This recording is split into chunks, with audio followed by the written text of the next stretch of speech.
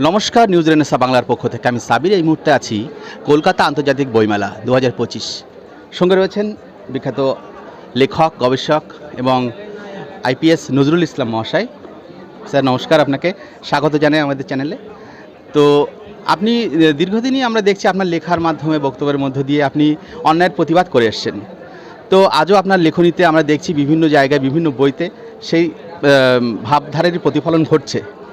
তো এই যে আপনার দীর্ঘদিনের লড়াই, এতে আপনি কি অনুভব করছেন? জনগণের মধ্যে কতটা প্রভাব আপনি বিস্তার করতে পেরেছেন? দেখুন, আমার খুব ছোটোবেলা থেকে একটা আদর্শ নিয়ে মানুষ হয়েছে যে আমি সৎভাবে থাকব এবং সৎভাবে মরব। যেটা ঠিক মনে করব সেই কাজটা করব, কোনোটা যদি অন্যায় মনে করি তার বিরোধিতা করব, আমার ক্ষমতাটা যতটা সম্ভব। তো সেটা আমি করছি এবং আমি এটা বিশ্বাস করি, সবাই যদি স্রোতে গা ভাসিয়ে দেয় তো তাহলে দুনিয়াটা এত খারাপ হয়ে যাবে আমি মনে করি না। সেই জন্যে আমি যেটাকে ঠিক মনে করি সেইটা আমি যেমন ব্যক্তিগত জীবনে করি, আমার লেখাতেও সেইভাবে লিখি। এবারও আমার 3টে বই বের হচ্ছে, দেখুন। একটা হাসপাতালে, একটা রহস্যবেদী মণিমণ্ডল, আর একটা অ্যাগনি অফ এ সেকুলার ইন্ডিয়ান। এটা কয়েক বছর ধরে লেখা একটা বড় উপন্যাস, 650 পৃষ্ঠা মতো হয়েছে।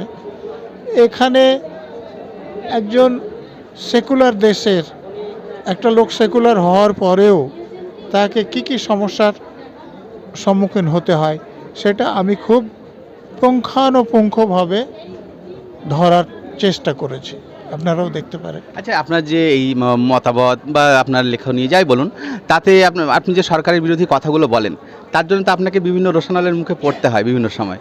সেই অভিজ্ঞতাটা যদি একটু বলেন। আপনারা এটা ভুল কথা বলছেন। আমি কোনো সরকারের বিরুদ্ধে কথা বলি না।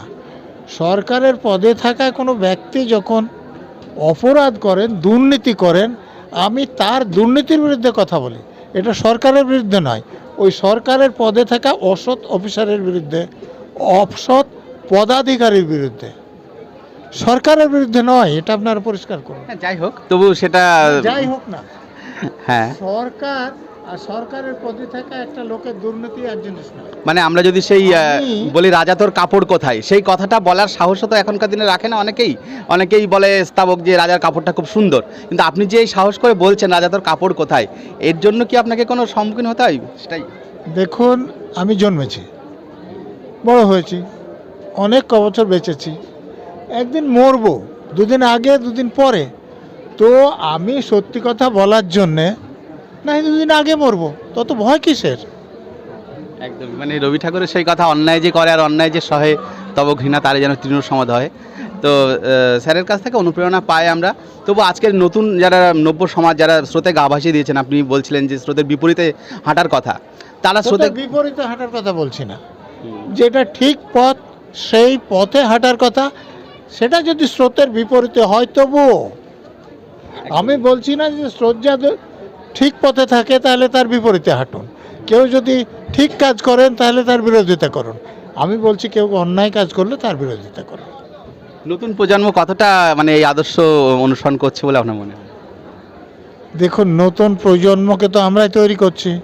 তো আমরা যদি আদর্শ অনুসরণ না করি তাহলে তারা করবে কেন?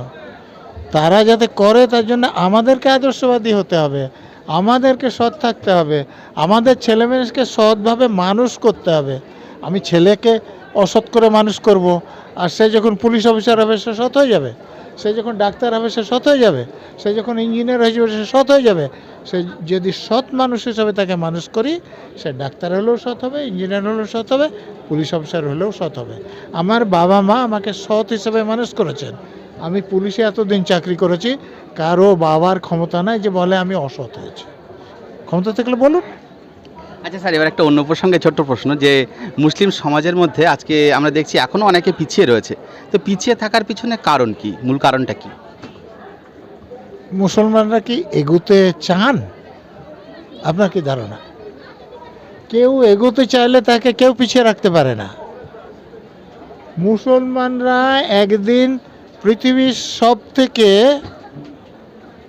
এগিয়ে থাকা ধর্মীয় সম্প্রদায় ছিল। আমরা যে একের পরে 0 দিয়ে 10 লিখি, এই নিউমেরালটার নাম আপনি জানেন? Arabic numeral. নামটা কি করে হয়েছে?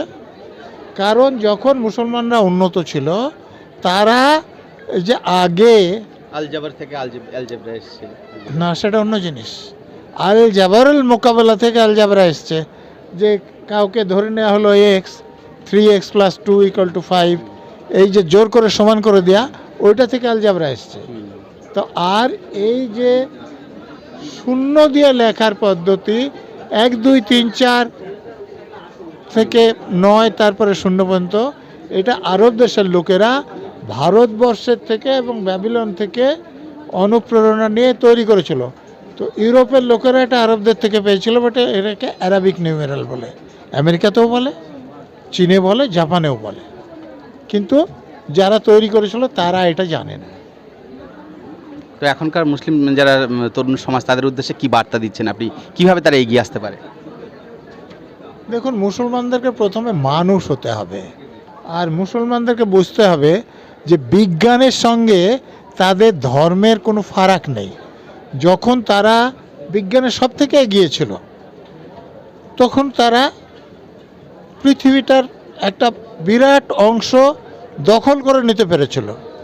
কিন্তু এখন তারা শুধুমাত্র মার খাচ্ছে, কারণ তারা বিজ্ঞান প্রযুক্তির সঙ্গে নেই, তাদের হাতে শক্তি নেই, তারা দুর্বল লোক।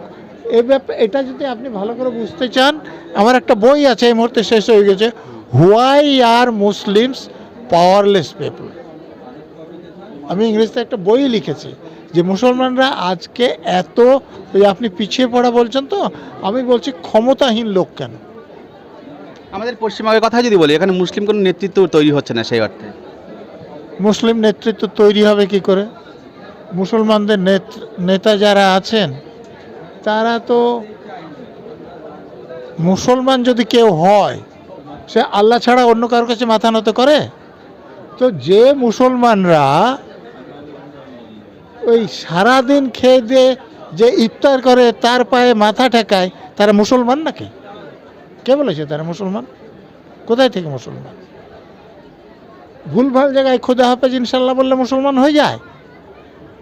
ইমাম মাথা দিলে মুসলমান হয়ে যায় না? হজ তৈরি করলে মুসলমান হয়ে যায়?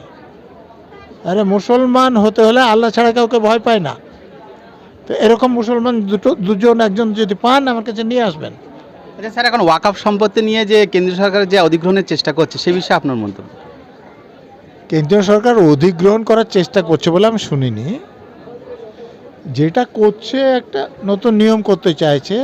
সেখানে মুসলমানদের যেখানে আপত্তি, যে ধরুন কোনো জেলায় একজন হিন্দু কালেক্টর আছেন, তিনি সিদ্ধান্ত নেবেন, কিন্তু হিন্দুদের ক্ষেত্রে যেসব নিয়ম আছে সেক্ষেত্রে তো এরকম নেই। আমি একটা উদাহরণ দিচ্ছি, এই যে আমাদের খুব এখান থেকে কাছে কালীঘাটের মন্দির আছে, কালীঘাটের মন্দিরে যে কমিটি তৈরি হয়, তাতে বিভিন্ন লোক নিয়োগ করেন। তার মধ্যে আলিপুরে যিনি জেলা জজ থাকেন, তিনি 2 জন লোক নিয়োগ করেন, কিন্তু শর্ত দেওয়া আছে তাদের হিন্দু হতে হবে।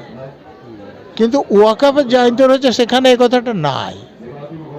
তো এখানে যে আন্দোলন হচ্ছে, সেগুলো তো সেই অভিমুখটা ঠিক করে যে কেউ আন্দোলন করবে, এরকম তো আমি খুব একটা দেখিনি।